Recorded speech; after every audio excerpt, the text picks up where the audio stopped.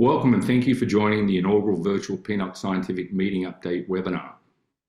The PNOC Consortium Leadership and Principal Investigators get together twice a year to discuss their latest updates, clinical trial results and new concepts. Today we'll give you an exclusive look at the outputs of their latest spring meeting held last week at the Dana Faber Cancer Center in Boston. My name is Bruce Campbell. I'm a patient, parent and co-founder of the PNOC Foundation, a platinum-rated 501c3 public charity whose mission is to urgently raise funding, resources and awareness to support PNOC's research and clinical trials, to ultimately improve treatments and outcomes for all children with brain tumors. PNOC's a leading global pediatric brain cancer consortium with over 40 sites in the US, Europe, Australia, Israel, India and Egypt, striving to improve outcomes through a unique collaborative approach, translating the latest findings in brain tumor biology into innovative novel clinical trials and more effective treatments, all whilst maintaining a real sense of speed and urgency. At the conclusion of today's update, we'll host a live Q&A in which the panelists will do their best to answer your questions. As a reminder, this is not a forum to comment on or give consulting advice on individual cases. Without further delay, it's an honor to introduce today's panelists, all of whom form part of PNOC Scientific Leadership. Dr. Sabine Mueller leads the Pediatric Neuro-Oncology Consortium and serves as the principal investigator for a pioneering platform trial targeting diffuse midline glioma, among other research endeavors. This groundbreaking trial has achieved remarkable international participation, enrolling over 120 subjects from diverse regions including Australia, Israel, Switzerland and the Netherlands, in a remarkably brief time frame. The initial findings were prominently featured in the annual meeting of the Society of Neuro-Oncology in 2023. In addition, Dr. Mueller has been inducted as the executive co-chair of the Children's Brain Tumor Network, a global entity dedicated to the aggregation of specimens, imaging and data for pediatric and young adult brain tumor research.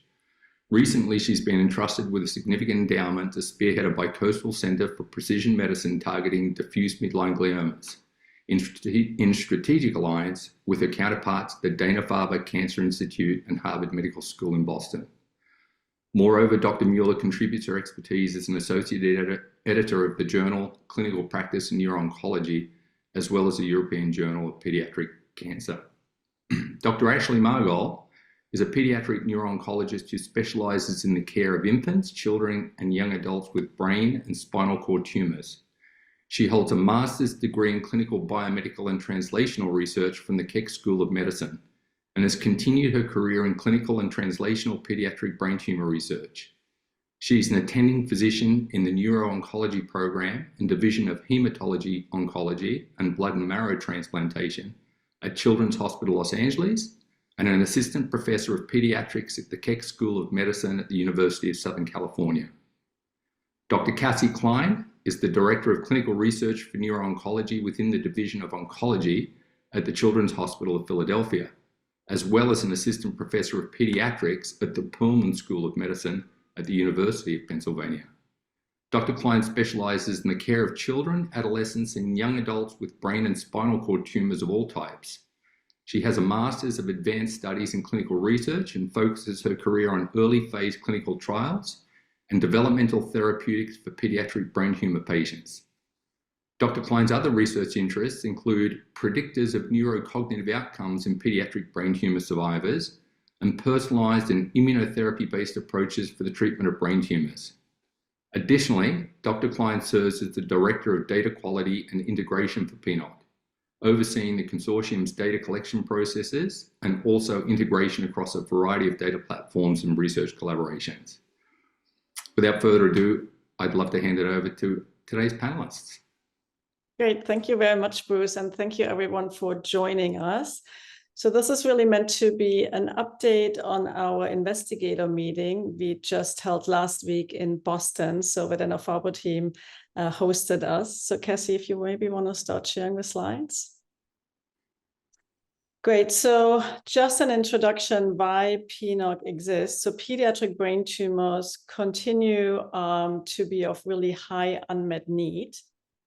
And as mentioned, this will be an update from our PNOC meeting, which was hosted at Dana Faber from May 1st to 3rd. And this is just an overview. We had many participants. We had really active discussions, which really speaks to the consortium about getting everyone's viewpoint and input in trying to develop really the best protocols that we can at the moment. So it was a really nice discourse, great discussions that really inform clinical trial development for PNOC. And so just to give you a brief overview of pediatric cancer in general, so there are about 300,000 to 400,000 children diagnosed with cancer worldwide. In the US, it's about 17 million. And the most common cancer types are leukemia, followed by brain tumors, and then lymphomas and other tumors. And we have seen really great advances in the care of children with cancers, with now over 80% of children with cancer being cured. However, cancer remains the third most common cause of childhood death. And then when we specifically look, next slide, Cassie. When we specifically look at brain tumors, unfortunately now, despite being not the most common one, but remains the leading cause of cancer-related death in children. And so when we think about this, despite that overall our numbers are luckily small, central nervous system tumors lead to an estimated 11,000 years of potential life lost, leading all of pediatric cancers in life lost. Next slide, please. And so one of the challenges we face when we think about developing therapies for pediatric brain tumors is really that pediatric brain tumors encompass a large heterogeneous group of tumors. And as we are further and further advancing how we can interrogate these tumors on a molecular level, we further and further split different groups. But we strongly believe that each different entity that is molecular characterized needs a very specific treatment approach. So we are really trying to develop therapies very specifically for one subset of these tumors. So you can imagine that as we are further splitting already a rare group of tumors, it becomes more and more challenges to conduct clinical trials efficiently. Next slide.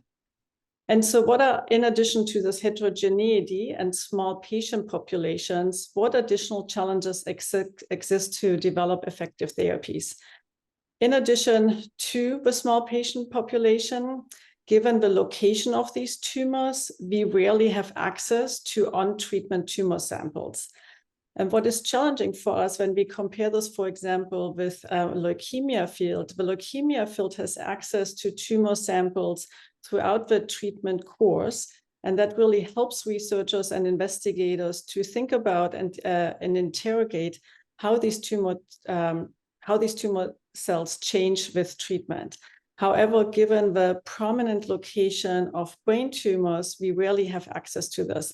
So we further need to develop other surrogate assessments as potential predictive biomarkers. The other key challenge we face, which is very unique to pediatric neuro-oncology, is the blood-brain barrier. That is a barrier that exists to basically limit infections into the brain. But any medications that are either given by mouth or by vein, only a fraction of that drug really reaches the brain tumor, because a lot of drugs are designed in a way that they actually don't pass the blood-brain barrier to avoid neurocognitive side effects. And that significantly decreases the therapeutic index. So we really need to think about how we can increase the blood-brain barrier penetration, and that leads to other investigations we will discuss later on today. And then, given how rare the disease is, there's really limited interest from industry to invest in new therapy development of diseases affecting our rare patient population. And also there's limited overlap with adult cancer drivers. So we are really left with a very small subset of agents we can actually use to translate into pediatric neuro-oncology care. Next slide. And so PNOC, however, was really started and remains dedicated to precision-based therapy for pediatric brain tumors. Next slide. And so here shown is an overview of our current leadership team. You obviously heard the great introductions about Cassie and Ashley. And our current mission is to challenge current paradigms and rapidly advance therapies that are globally accessible and transformative for children and young adults with brain tumors. And as a consortium, we felt very strongly that also this globally accessible form for new therapies is a very critical component what we are trying to achieve. Next slide, please. And this is really the wonderful team within the PNOC operations team that makes really all the wonderful work happen. Next slide, please. And here's just an overview of our continuing growth since we started the consortium end of 2012, beginning 2013, with international expansion starting in 2020. So you can see over the years, we have added very prominent children's hospital with very dedicated and successful pediatric neuro-oncology programs into the consortium. And then really starting in 2020, we also expanded PNOC internationally with now sites, as Bruce mentioned, available in Australia, in Canada, in Switzerland, in Israel, and in the Princess Maxima in the Netherlands. We are also really focusing on few countries this year, especially India and Egypt, where we want to bring our new therapeutic approaches into these countries as well. And then we also aim to further enhance our collaboration to really enhance enrollment for these rare tumor subtypes internationally. And so we are developing relationship with ITCC, which is an international early phase consortium that exists throughout Europe. And they also have a dedicated pediatric neuro-oncology arm. And the same is true for SIOP, which is a large, also European-based international clinical trial consortium for children with cancers. And specifically, we will work with the group dedicated to brain tumors. Next slide. And this is just giving you another representative overview of the current representation of PNOC. Within the United States, we have 22 sites. And then here you see just on a graphical overview, the current sites that are participating in PNOC. Next slide. And so as we significantly increased our trial availability, we've seen a nice increase each year in the number of patients that are enrolling into our clinical trials. So we see a high demand for enrollment and access to our clinical trials. And we just recently surpassed that we enrolled over 1,000 patients into the PNOC trials.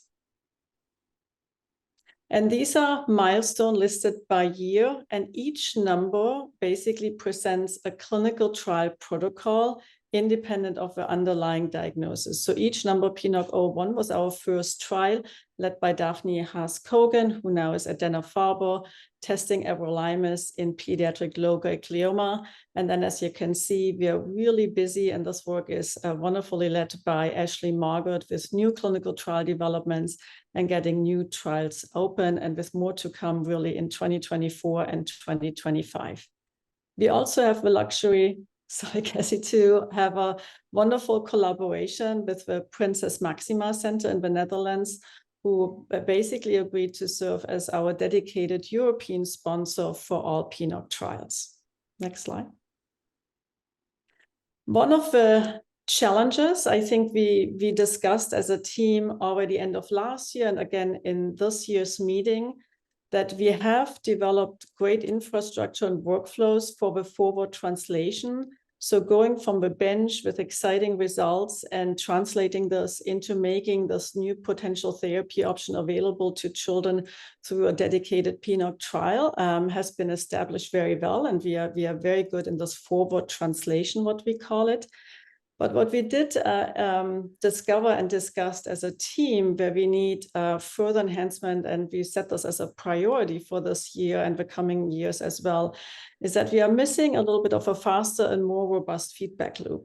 So what we are aiming to do, developing platforms that will allow us to feedback any results and any data we have learned and collected as part of our trials, to feed them quickly back to the researchers that are more dealing with imaging analysis or genomic analysis, and fasten the feedback loop so that then this can inform the next iteration of clinical trials. And here listed are just key initiatives. So one of them, this is led by Cassie and Aubrey from our PNOC operations team is really imaging upload into a central repository, which we call Umbra. This is a cloud-based platform that is HIPAA secured, where now all the PNOC sites are uploading the images, and then these images are available with clinical annotation. And we are obviously trying then to entice researchers focusing to develop, for example, artificial intelligence or machine learning tools, how we can better either assess any responses we see on our trials, but also potentially learn predictive biomarkers of response based on imaging alone. The other one that will obviously be facilitated by this platform is sort of review of imaging in real time, because there's a high variability of assessments at each individual site, which we knew for many, many years.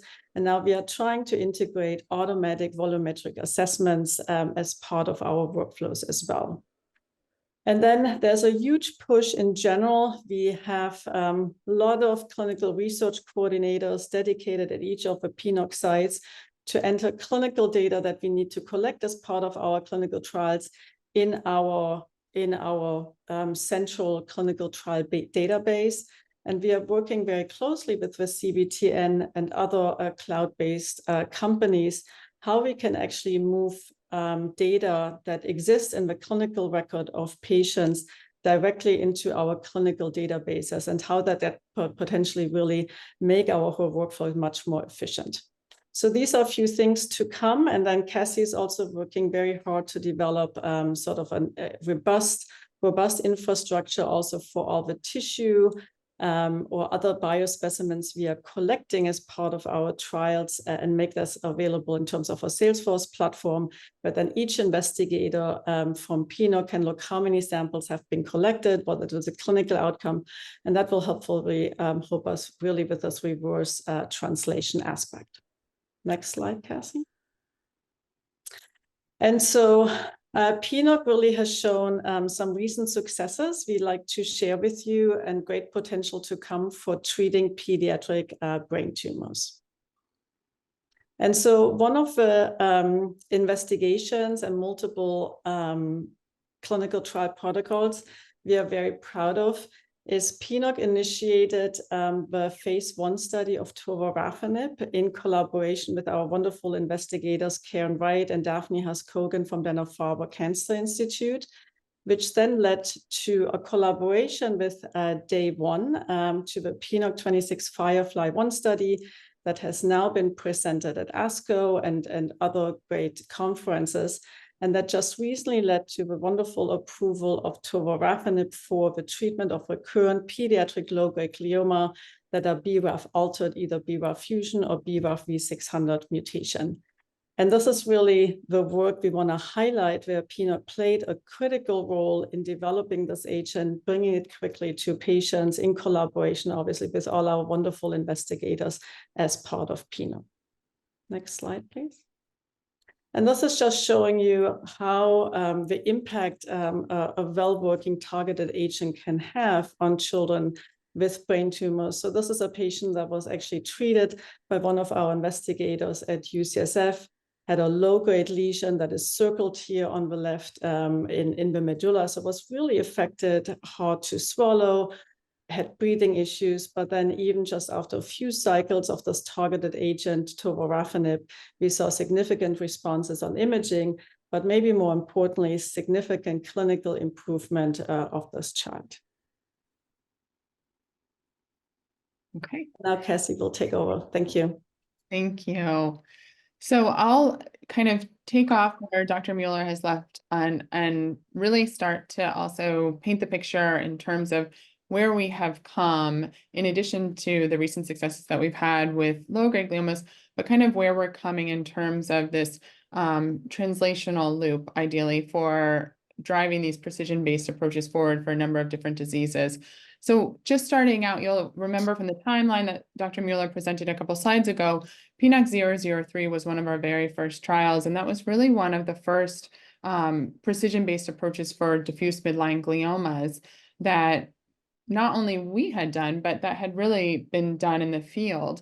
And while this work did not necessarily translate to improved survival of the patients, we learned a substantial amount from this work, and we continue to translate this into trials that we currently have ongoing and additional trials that we have completed. And I think the critical piece that we are really focused on is that even when the initiatives that we investigate or the therapies that we investigate don't always lead to improved survival, we want to make sure we're capitalizing and making the most of what we're learning from these trials.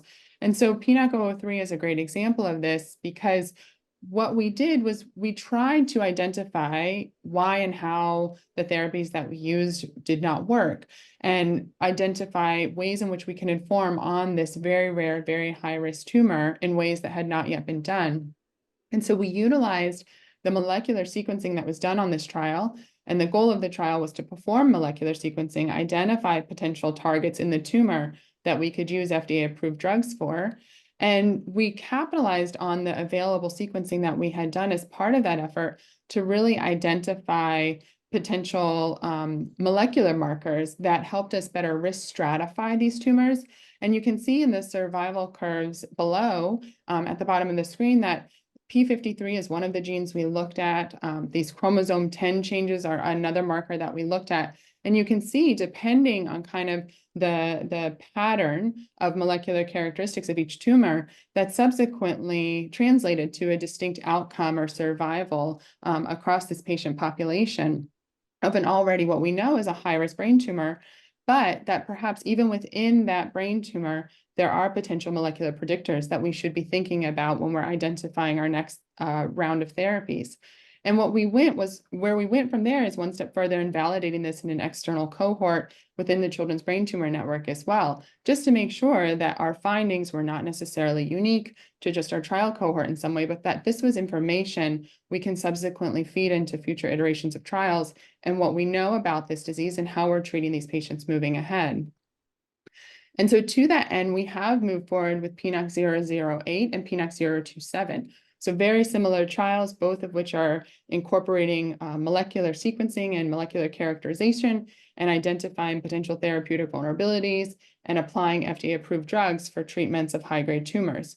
So specifically, PNOC 008, though, is building on this and applying it to diffuse midline gliomas that are outside of the pons, which was the focus of PNOC 003, and also including non-diffuse midline gliomas, but high-grade gliomas. And in addition to the sequencing that had been done in 03, for 08, we added on an additional round of molecular sequencing using a targeted panel available at UCSF, the UCSF 500, you can see outlined here. And then we incorporated a targeted agent prediction model in collaboration with colleagues at University of Michigan, Drs. Branson and Koshman. And so really feeding back into the additional information in terms of what we had been able to successfully do in the past and how we can continue to grow in an iterative way to improve the outcomes and the therapies that we're utilizing for these challenging to treat rare tumors.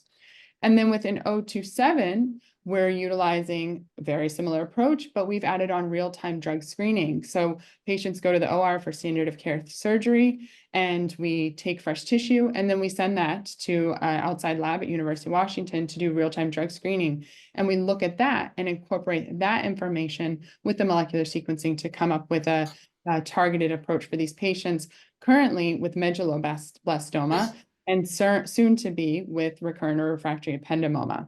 So each step along the way, we're collecting not only additional information, but we're also utilizing more and more resources and technologies that are at our fingertips that we can subsequently apply to find better therapies for these patients.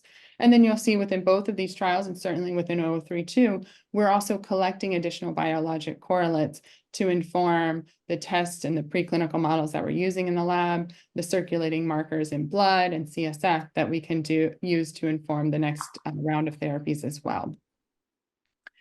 And so you'll hear us talk a lot about DMGs or diffuse midline gliomas within PNOC. And one of the reasons for that is because it is one of the most rare and deadliest cancers that we treat as pediatric oncologists, but really globally. So it's a midline tumor that, as you can see in this imaging on the left, in terms of the kind of whiter part of the brainstem in the center of the brain there. It's a tumor that's infiltrating midline structures, so critical structures that control functions that we otherwise cannot live without.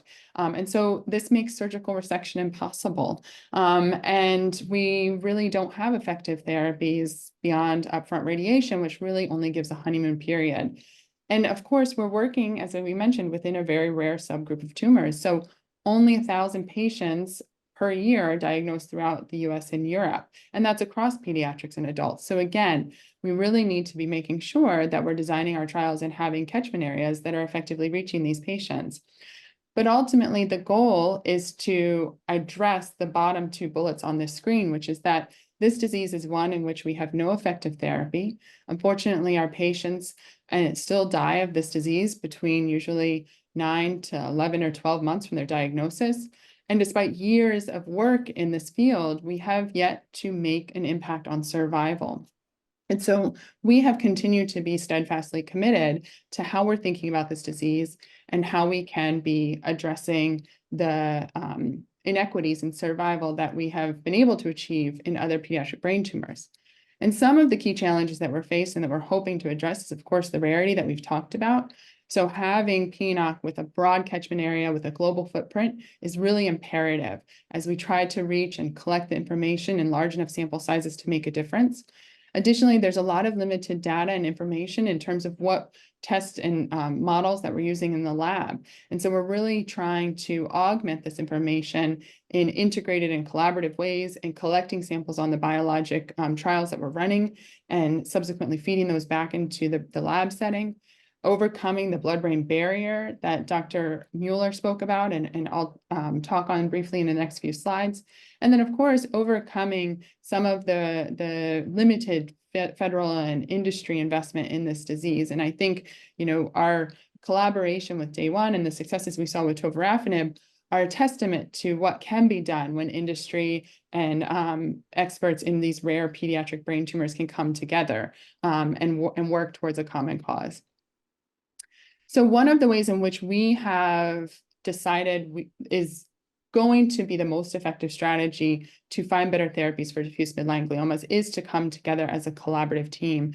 And so over the last several years, we've been working across this global network, now spanning 7 countries and 30 research groups, to create this diffuse midline glioma adaptive combination therapy initiative. And so it started out as a clinical trial basis, but has really grown into this kind of think space and think tank of so many experts and clinicians and basic scientists coming together across multiple disciplines and really identifying in preclinical models and in the biologic specimens that we're collecting on our trials, why and how the drugs that we're using in trials may or may not be working, and how we should be thinking about them as we're developing the next phase of trials. And the goal is to be doing this in as close to real time as possible. And so that's using all of the platforms that Dr. Mueller laid out in the early slides and figuring out how we integrate this data, how we overcome geographic or institutional distances to bring together all of the information in a very impactful way.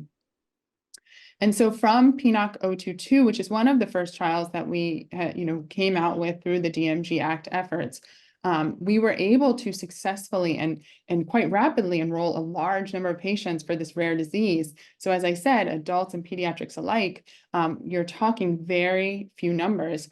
And only over a short period of time, we enrolled over 100 patients and collected thousands of data points for this disease that can now be used to inform the next phase of innovative trials.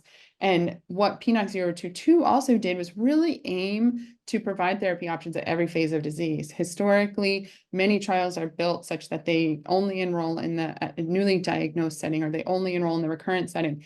And we really aimed to design a trial that was available at any phase of the patient's course through this evolution and through their journey of going through this disease. And we were trying to be as thoughtful as we could ahead of the trial developer in conjunction with the trial development, thinking about what correlative studies we needed to collect from the blood, from the cerebral spinal fluid, from the tumor tissue, that would be most informative as we're identifying mechanisms of response or resistance to therapies that we're using. And then certainly thinking about bringing in new arms and designing the trial in such a way, in this adaptive trial design, that ideally we're able to adjust in an agile way, taking out arms that seem to be ineffective and adding in new ones that might be promising, that might be more effective, based on the real-time evolving data that's coming out of the labs.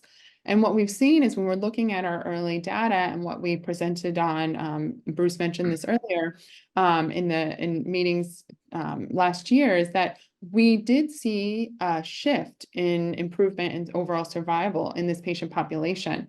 And certainly overall survival that we hope we can continue to grow on, but that we do feel is indicative that we are making progress in this field. And so, as we mentioned, we don't want to necessarily stop, though, at any point or even pause. So in parallel, while we're running these trials, while we're working with the biologic specimens, we're collating, we're investigating all of the therapeutic vulnerabilities or new opportunities that we could be using to treat this rare disease. So we're looking at immunotherapy approaches, we're looking at metabolic vulnerabilities, ways in which we can disrupt the blood-brain barrier, and even now glioma and neuronal or brain neuron interactions and inhibition. And so kind of this globally outlines each one of these facets, but within each of these facets, we're kind of exploring a number of different avenues in which ideally we're going to find that combination or that approach that successfully overcomes these tumors, and where we're translating this to better survival. And so an example of this and overcoming the blood-brain barrier that we talk about is a big exploration in our group and with many of the colleagues pictured here at the bottom of the screen, looking at focused ultrasound. And so focused ultrasound has really been a technology that has arisen in recent years as a mechanism both to activate drugs, but also open the blood-brain barrier, such that you can open the blood-brain barrier, give a drug while the blood-brain barrier is open, and then the drug will ideally reach the tumor, which you can kind of see in the middle of the screen here in some of the preclinical models. And then you can repeat this dosing as you in subsequent trials or subsequent treatment phases, where you open the blood-brain barrier, you can give drug, the blood-brain barrier ultimately closes over time, and you can kind of do this every couple of weeks. And so there are active trials here, and this is on the right-hand side, just a visualization of what this machine looks like and some of the trials that are ongoing. But certainly we're exploring within PNOC, how can we incorporate this effort? How can we utilize some of the agents that we're exploring in conjunction with this, and ideally better facilitate the drugs that we're giving to reach the tumor. And then as part of this, we're also looking at novel immune-based therapies, both in conjunction with ways in which we're trying to open the blood-brain barrier, or more effectively reach the tumor targets through novel drug delivery systems, but then also just identifying novel immune-based therapies where ideally we are taking advantage of the body's intrinsic immune response, similar to the successes that we have seen in leukemia and blood-borne cancers, and harness that for how we're treating pediatric central nervous system tumors. And so this work some of this work is being done by Dr. Jessica Foster here at the Children's Hospital of Philadelphia. And this is some of her work just showing the video on the left that I'm playing right now. This is looking at just a control of chimeric androgen receptor T cells. So T cells we take from the body and we prime against a target. And in this setting, the control is a marker that we usually see on leukemias. And you can see the red is you can envision the T cells being active and perhaps going after target, but there's not a ton of red. But what Dr. Jessica Foster and colleagues have identified is that utilizing a diffuse midline glioma target, GD2, they are effectively able to really harness the CAR T cells in a way that you see there's much more robust kind of T cell targeting and cell death utilizing these DMG targets.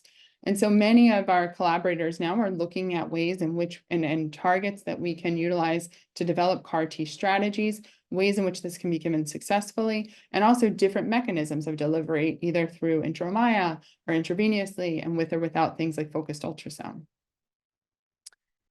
And then the last thing is, again, just showing some of the novel ways in which we're continuing to build on eliciting immune responses to these tumors. And so our colleagues at University of Florida, led by Dr. Elias Sayar, here at the bottom of the screen, have really started to look at RNA triggers or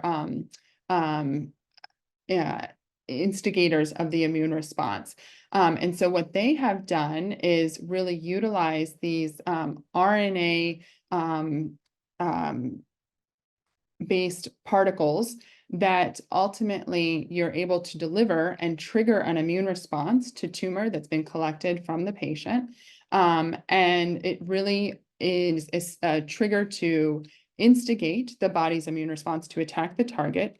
And it was first shown to be safe and effective in dogs that spontaneously develop gliomas, and is really been now shown in this paper that was recently published that it can reprogram kind of the tumor microenvironment, and that when these are given systemically can really change the environment of the tumor to become not a cold environment from an immune standpoint, but kind of make it more hot and make it more revved, so that the immune response is really effectively targeting and treating the tumor. And we were partnering with the University of Florida team from the very beginning on this project, and they've been able to successfully start the project within the adult space. But we built the protocol such that now it will seamlessly transition to pediatrics. So again, just making sure that along the way, we're being thoughtful, we're thinking outside the box from targeted agents to immune-based therapies, and just again, in trial design from the very beginning to bring more effective therapies in the quickest way possible to patients. And Ashley, I'll pass it to you. Thanks so much, Cassie. I would love to talk to you this morning about our initiative where PNOC is going to open our first registry trial with a very specific therapeutic intent. So PNOC 30, which is getting ready to open very shortly, is a registry study for children with ATRT. And you've heard Drs. Kline and Dr. Mueller kind of repeat that, one of our focuses is really to try and improve therapy for rare diseases. So we know that pediatric brain tumors in general are rare, but there's ultra rare tumors that kind of fit under that umbrella, and ATRT is one of them. We realized when we were talking to many of our parent advocates who are integrated into our working group, that when we thought about designing future trials for children with ATRT, we didn't have enough information. And so we kind of went back to the drawing board and we said, how can we get more data on these patients, appreciating that, the majority of them have not been treated on clinical trials in the past, and therefore their data kind of lives at their home institution or with their parents and really wasn't being collected in any sort of comprehensive manner. And so we set out to design what is ultimately an incredibly comprehensive registry in conjunction with our partners at the CBTN. So this registry will collect very comprehensive clinical data. It will collect actual imaging, which will be uploaded for central MRI review by one of our neuroradiologists with expertise in ATRT. We'll be collecting plasma for biomarkers and germline testing for patients who have not had that as part of their standard of care workup. For patients who are getting CSF collection routinely, we'll be collecting that. We will be collecting tissue for future biobanking and also for methylation subclassification if patients also have not had that done as part of their standard of care at their institution. And then patients will co-enroll on our comp protocol so that we can collect quality of life assessments moving forward, because that's really an area where we don't have a lot of information for these patients. Patients will be able to enter the registry kind of at any point. So patients who are newly diagnosed can enter, patients who are previously treated whether they're survivors of their disease or unfortunately died from their disease. And then patients can also enroll at the time of relapse. One thing we also heard pretty strongly from our parent advocates was that, you know, a lot of times they're looking for multiple second opinions, especially when their child has relapse or progressive disease. And so built into this registry is an optional tumor board where families and treating physicians can request a review of the case, which will include review of the clinical data and the imaging data. And then there will be an expert tumor board review, which will include many of the leading clinicians in this space, members of the ATRT working group that's been established through PNOC. The patient's treating physician is also invited and will hopefully be able to join. And we'll have a discussion about the case and then give a recommendation back to the treating physician who can then discuss it with the family. So the goal of the registry is kind of twofold. One, really just to gather as much information as we can to answer some clinical questions that we haven't been able to answer thus far. And the other is to build a real world data registry for external controls. Cassie, next slide, please. So here's kind of a little bit about what we're going to actually do with the data.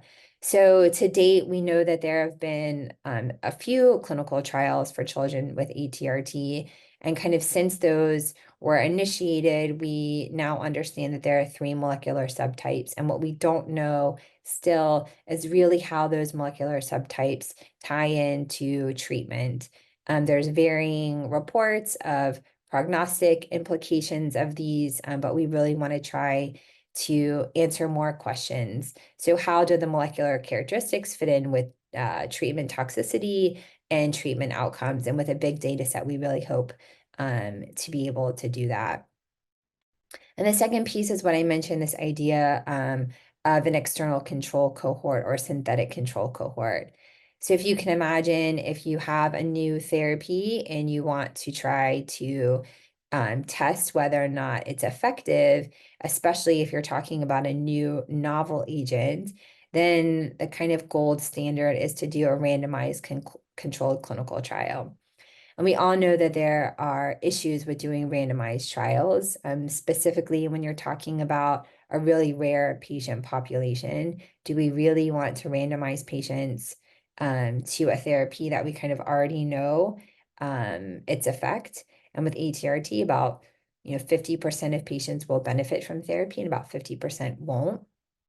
And so one thing that we really try to do in PNOC is think about how can we design the best, most effective clinical trial. And so for some of these rare diseases, maybe a randomized controlled clinical trial isn't the most effective way of doing that. So can we really harness these databases that we're building? And so ultimately the goal would be, let's design a study where we test this novel agent, and instead of comparing it to a control arm that patients are enrolling into, let's compare the efficacy of this new agent to the efficacy that we've already seen in patients who have been treated. So essentially what you do is you use these registry patients as the control arm.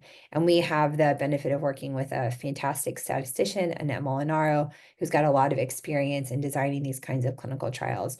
So we're building this registry very intentionally to hopefully be used for that purpose in the future. Next slide, Cassie. Thank you. So here's the future. So PNOC 35 is going to be a platform trial, kind of really piggybacking off of the success of PNOC 22, kind of in that trial design, and thinking about, can we open a clinical trial for patients with relapsed or progressive ATRT and build in a number of different arms, kind of as the data and the science from our preclinical group matures. And so the first arm that we are going to be rolling out is a combination of paxilosib and gemcitabine. And this was really based on some great preclinical work that was done by colleagues at Johns Hopkins. So Eric Robb and Jeff Rubens, when he was there, really showing that this combination has a lot of synergy and is effective at treating mice that have ATRT. So the goal of this, again, will be to kind of open up new arms as we have new preclinical data that suggest that there are novel agents that can be successful, hoping to incorporate some immune therapy options in conjunction with the PNOC immunotherapy working group. And then ultimately, if we see something that's successful here, let's say we see a really great signal from our arm 1 with pexalosib, gemcitabine, then we would design kind of the next phase of the trial to really incorporate that external control cohort that we built with the registry. Next slide. So just kind of to wrap things up, we wanted to kind of just review and highlight what our goals and initiatives are kind of moving into 2025. So you've heard us mention kind of this reverse translation, really being able to take the information that we're learning as we conduct clinical trials and feed it back to really help inform our next generation of clinical trials. So we're working on growing our infrastructure to really facilitate data sharing and data integration for us to be able to learn faster, and then really capitalizing on all of the, robust data collection that we have to date to really inform the next iteration of trials. So we continue to learn along the way and just continue to be better and better. And then we're obviously incredibly focused on our international collaboration. This has really been, part of our focus over the last couple of years, and definitely a focus looking forward. And really, it's twofold, really. Accelerate accrual for ultra-rare tumors. And we know that if we limit our accrual to the United States, it's just going to take too long.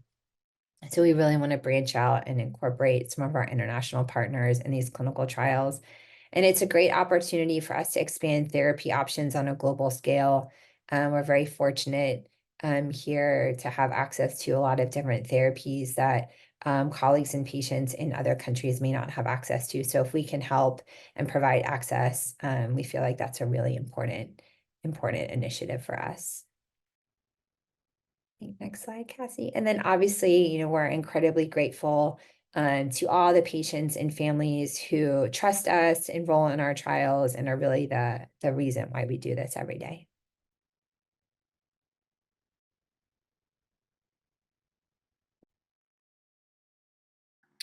Great, thank you so much. I think at this stage, we'll open it up to our audience for any questions. If you have a question, if you could post it in the Q&A versus the chat, and we'll do our best to give you an answer.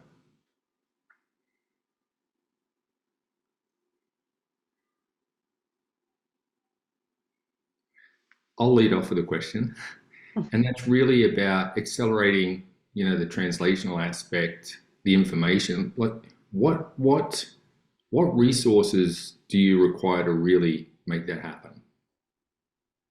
Yeah, thank you, Bruce. I think it still comes down to sort of personnel. I mean, obviously there are platforms that we can leverage and augment, but the implementation still takes people, manpower, attention to implementing this on the PNOC ops level, but then obviously also at each site. So we are working very closely, but Cassie and Aubrey are really leading sort of with Salesforce and Umbra. These are, one example of cloud-based platforms, but then the implementation and making sure, obviously, also that we are sharing de-identified, samples and imaging takes just a lot of legwork for each institution, but then also from the operations team to make sure it's all accurate, right? Because the worst would be if the data going in is not accurately handled. So it's really a manpower issue, I would say, and that's obviously just personnel cost that makes it challenging, in a small, really academically foundation, gift-funded consortium to complete, yeah. And I can't help myself because I zero in on stuff like this, and I don't want to dominate the Q&A, and maybe we can take it offline, but specifically, I can't help but think, how many people and what's their skill set? Who do you need to hire for that, and how many do you need? Cassie, do you wanna? Or... Yes, I was trying to also answer some of the Q&A stuff, so yeah. I apologize. Yeah, so just Bruce, the question was like what it what we think it takes to Yes. really move the needle, huh? Right. Yeah.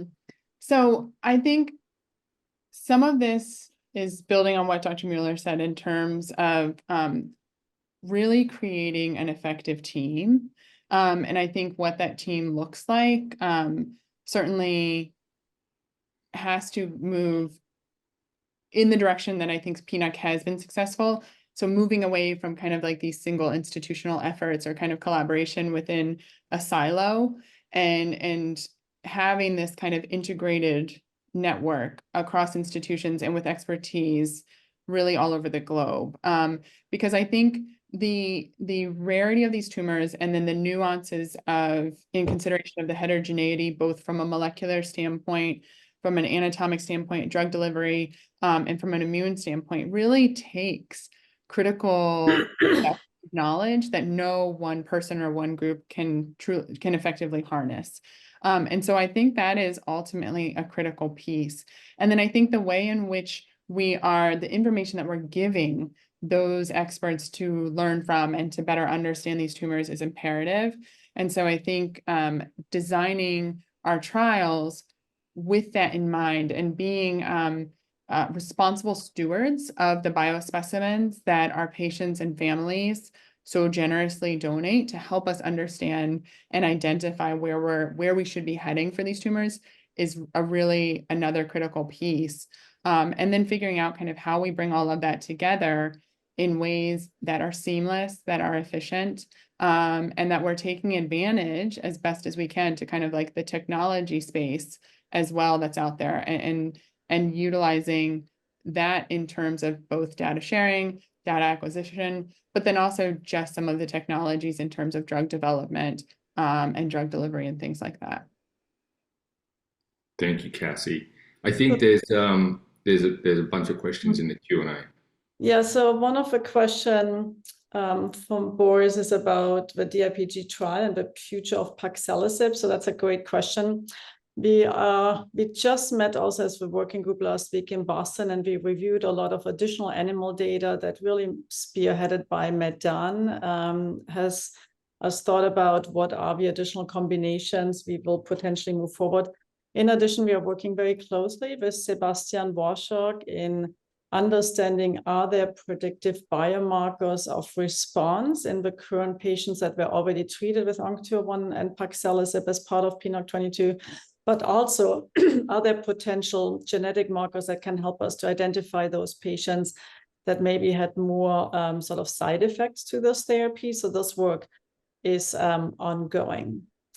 So more to come. We are working really hard on bringing in a potential oncolytic virus into the mix of PNOC 22, and we are in sort of really great discussions with everyone around us. We had lots of discussion at the PNOC meeting, also again, how to design such a trial, because it would be one of the designs that would potentially allow us to get on treatment biopsies, which I think would be really effective and move the field forward.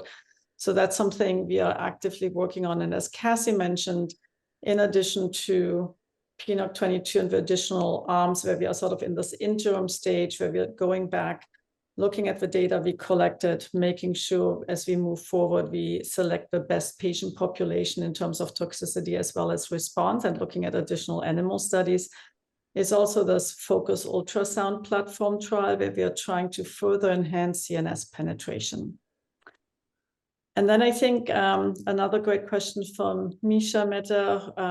So basically the question about, are there additional precision medicine approach for DIPG besides PNOC 003 and 008? So right now, in terms of that specific approach, looking at very specific genomic alterations, one of the new arms for PNOC 22 that literally opened yesterday, I think, or this morning we opened up slots. So it's very timely, that question.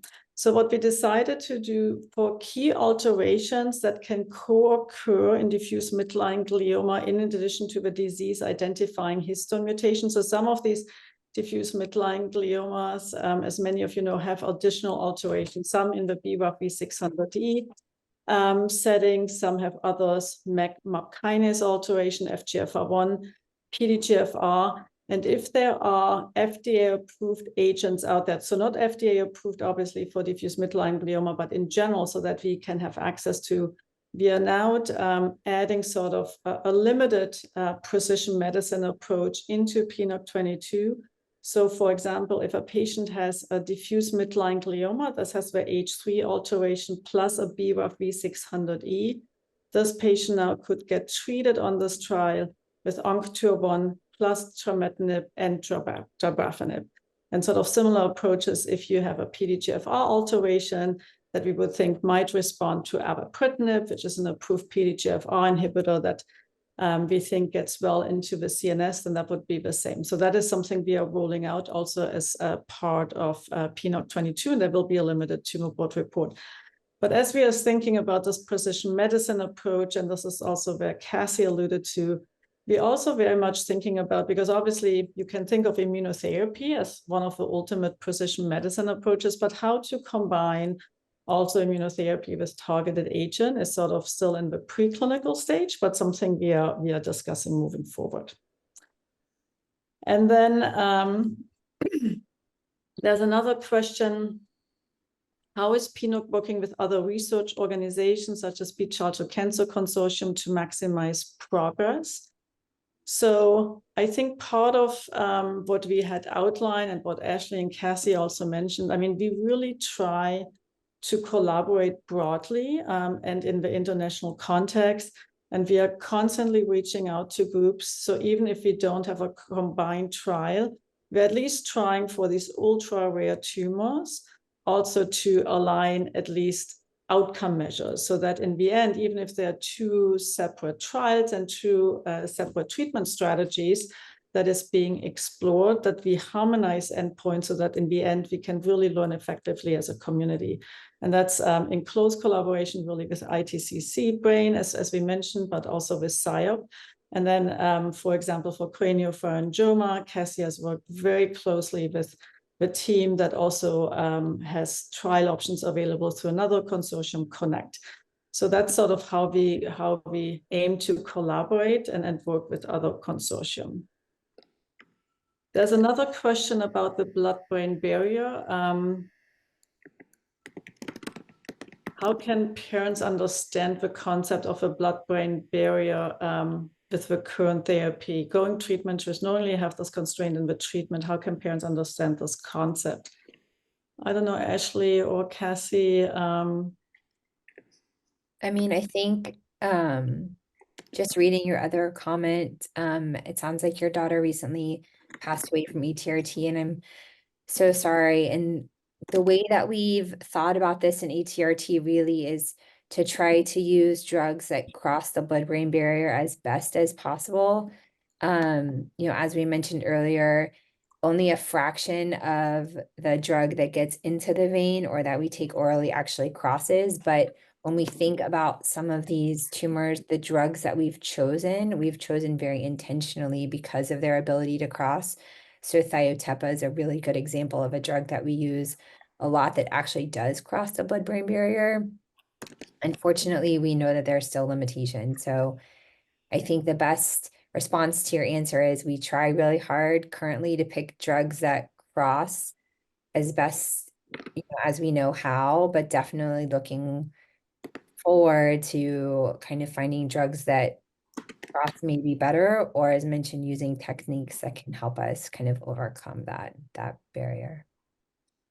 Yeah, and I think the challenge we have is really that many medications that are moved forward for adult indications are really designed specifically not to cross the blood-brain barrier to avoid the cognitive side effects. And so I think that is a real challenge for our field, because unfortunately we always have to utilize agents that are really not designed for our patient population. And I think, you know, what Dr. Kline has presented on PNOC 003, where we really didn't make a sort of a huge impact by using a precision medicine approach for DIPG with existing agents.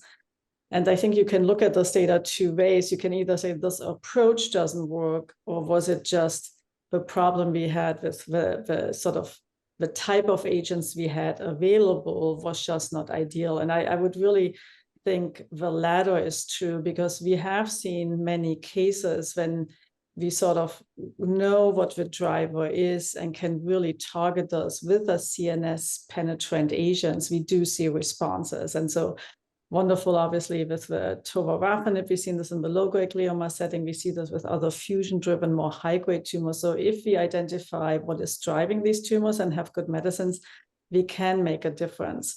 And obviously, for a more complicated disease, such as diffuse midline glioma, this multi-agent and multi-modality approach is really what we are trying to move forward. But given that we have the limitations of drugs not being really effectively designed to cross the blood-brain barrier, we are really also trying to develop these additional technology or integrate these additional technologies, such as focused ultrasound or convection-enhanced delivery, to help us really to overcome that issue. But it remains a significant limitation.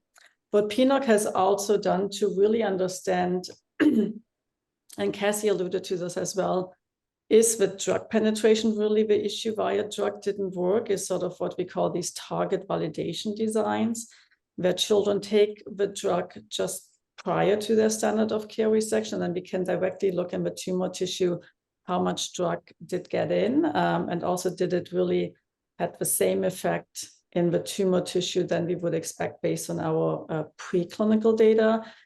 That sounds very straightforward. It often is unfortunately not as straightforward given just the huge interpatient variability we have, but that's something we routinely now integrate with the hope, obviously, that will help us to strategize around the results. There's one, what is the timeline for including different drug delivery systems for PNOC22 to maximize efficacy?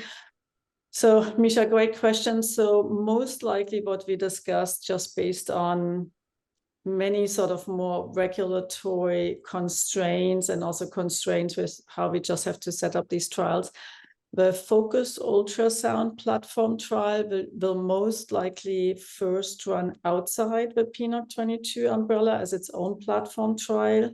And then if we see success and safety in that, then we can potentially move forward. But still, you know, thinking about focused ultrasound, it's still a pretty labor-intensive therapy for the child, but also for the team. So it's not something that is easily scalable, and there's still a lot we need to work out. So that will most likely happen outside. And then there's another question from Laura. Thank you for joining. How can PNOC help parents to network and collaborate broadly with other parents, like many of the medical experts in the field are doing, to help parents that are willing to share their contact information to align and share information on best practices and experience for caregiving? I don't know, Ashley, if you want to comment on that, or Cassie? Sure. So, I mean, I think that we do our very best to, I think, create networks and help connect our families, I think, to industry or foundation partners that kind of support our work and that we have connections with. I think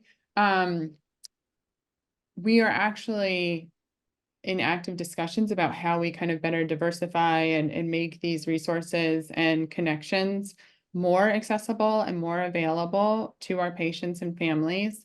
I think that it's an interesting concept to think about, you know, your willingness to kind of share your information, and if there's better ways in which we can facilitate this in terms of moving beyond kind of connecting you to resources. I think we've done a great job with this in DMG, for instance, where, you know, now with various foundations, we've created this DMG Navigator resource. And I think that helps people be more connected with the resources and the best practices and, you know, the academic institutions that might have more experience with these rare diseases.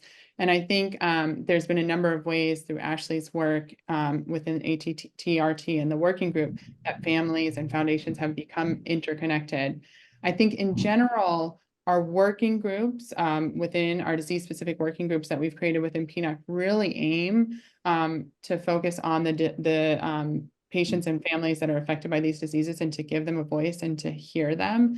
And so I think any way that you can reach out to us through webinars or through attending our webinars, through reaching us directly, through reaching PNOC Foundation is a great opportunity for us to grow that network and to facilitate that. But I'm hopeful that in the coming years, we'll only better facilitate this. And then I don't know, Ashley, if you have comments, because you've been such a leader in the field for ATRT. No, I think everything you said is totally on point, Cassie. I think the working groups can definitely kind of bridge this space between the investigators and the families. And then in general, like families have done such a great job of kind of self-organizing around specific diseases. And I know that PNOC Foundation has been involved with a lot of those. So Bruce, I don't know if you want to add anything. Yeah, I think it's a great question, Laura, and I think in the immediate short term, feel free to reach out to us directly, and we can connect you with resources to better support. But I do think in collaboration with the scientific consortium, there's a role that the foundation could be playing in the future to better establish these types of resources and connect parents. So feel free to reach out to me, Bruce at pnocfoundation.org, and we'll certainly connect you with the best resources that we know of available at this time. I would say, Laura, in addition to your question, one of the initiatives we have, so we have a very active nurse practitioner group within our working groups, and they are ones obviously helping us a lot to make our protocols much better, just in terms of flow and all of that. But they recently also invited social workers to join and really think about and strategizing how to best support actually patient and families if they are participating in trials, etc. So that I think is another venue that we are trying to develop. Then there was another question, basically, how do we measure long-term side effects? And that Ashley briefly mentioned that. And that was sort of, we now establish a comprehensive follow-up protocol, and that exactly to address that question, because I do think we have a lot of long-term data when children receive chemotherapy early on in life, but we are really missing that data for these targeted inhibitors. And as mentioned in my question, many patients are actually on it for years, and we really don't know what that does. So as PNOC, we now, every patient who is enrolled in a PNOC trial co-enrolls in what we call PNOC COMP protocol, so comprehensive follow-up protocol. And as part of this protocol, we are trying to basically understand the long-term side effects in terms of endocrinology function of survivors, in terms of sexual function, in terms of cognitive function, quality of life. And so we develop with our neuropsychology working group a really great plan, and this protocol is actually led by Jessica Schulte from UCSD, and really trying to collect that data. One of the challenges we face in the field, I think, getting good and robust cognitive measures over time has been an ongoing challenge, because each site, really most sites, I should say, not each site, most sites struggle with getting neurocognitive assessments done routinely for these children. And so then you revert now back to computerized measures, but they also come with issues and hurdles. So that's a challenge where we also, as Cassie mentioned, need to maybe leverage other technologies that we can, but that is our plan for looking at these long-term side effects. And then let's see. How can have someone who can collect valuable information from parents and pass it on to the main doctors who can actually benefit from their observation? I'm positive that is like a main piece of a big puzzle. I'm not fully sure if I understand the question, because we are trying obviously to collect as much data when you participate in our clinical trials. I mean, we had discussions, and I think, Cassie, you might remember this also, in our collaboration with CBTN, right? Sort of having a parent portal and how to integrate. So if it's beyond sort of what we are collecting as part of our clinical trials, obviously there's additional information that we can collect that, we can obviously happy to brainstorm around this in our working groups where family and foundations can participate. The other thing that is being done. Registry, honestly, Yeah. Dr. Mueller might be a good platform to touch on that. So, you know, certainly I think within the ATR registry, and this is our first kind of initiative in this space, but I think it is something that we can learn from and grow from and recapitulate across different diseases. But, you know, as Dr. Margol explained, it's going to be both retrospective and prospective data collection. And so we will ideally have opportunity for patients and families to independently reach out to potentially enroll outside of enrolling through their institution and facilitate sharing of their information, even if they were not treated at a PNOC site, for instance. So I think that will be one such measure and one such initiative that ideally, you know, will empower patients and families to share their information in the ways that you're describing, and get it to, I think what you're also alluding to, kind of like the leaders in this field and those of us that are kind of doing this research. And so I think that will be really impactful. And we hope to not only learn from the information that's shared, but learn from the workflows that Dr. Margol and our team has put into place in terms of like what has been successful, where are gaps in how we're collecting this data. Are there better ways that Dr. Mueller was thinking about where we can have more patient-facing portals? Like, are there apps or things like that that patients and families could potentially input data directly? But I think this is going to be our first step where we'll be able to kind of make an impact in that space where you don't even have to be enrolled on a clinical trial. But if you as a family of a patient with the diagnosis of ATRT want to contribute information, then you'll have opportunities to do that. And I put the email address in the chat for anybody who may be attending who's interested in participating in the registry. You can send us an email.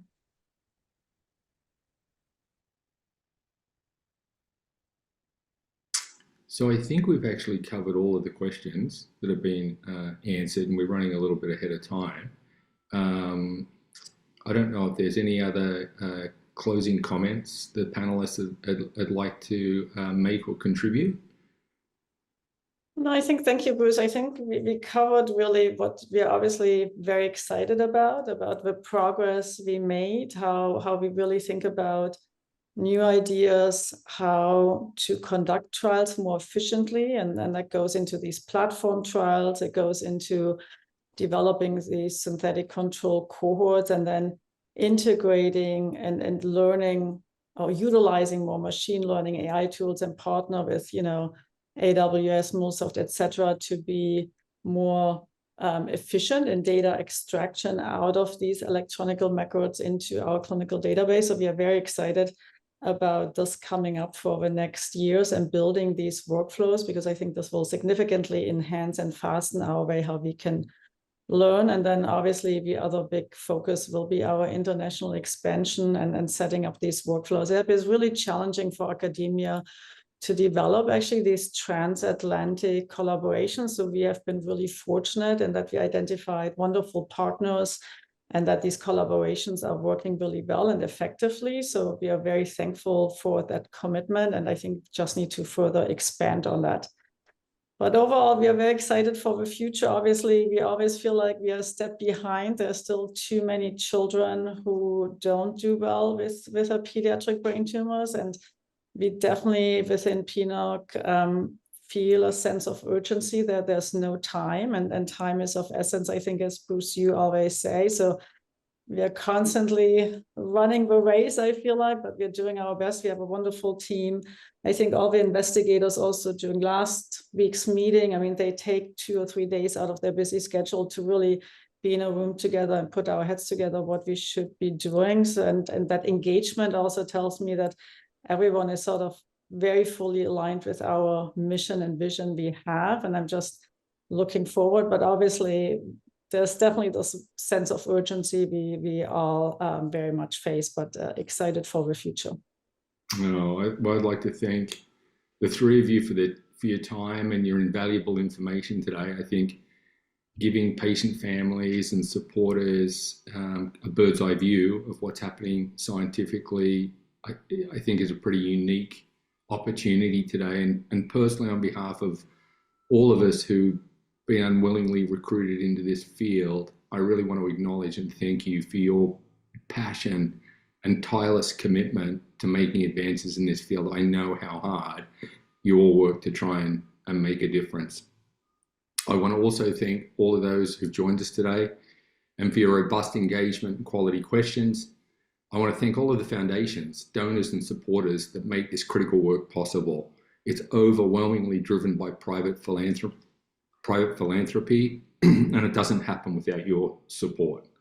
Again, a special shout out to PNOC Leadership, to the principal investigators involved and the team at Day One Biopharmaceuticals. Congratulations for the accelerated FDA approval of tovorafenib. I think that shows what is possible in partnership with biopharma, private investors, and philanthropists. And we're hopeful that more breakthroughs are on the horizon. But it's only by continuing to work together that we'll change the landscape of this disease for patients and their families. For any follow-up or for more information about supporting the critical work of PNOC, you can reach me, Bruce Campbell, at bruce@pnocfoundation.org, and feel free to visit our website, pnocfoundation.org, for more information about upcoming activities, webinars, and how to help support this important work. Thank you, everybody, for joining us today, and thanks again, panelists, and we look forward to seeing you on the next webinar.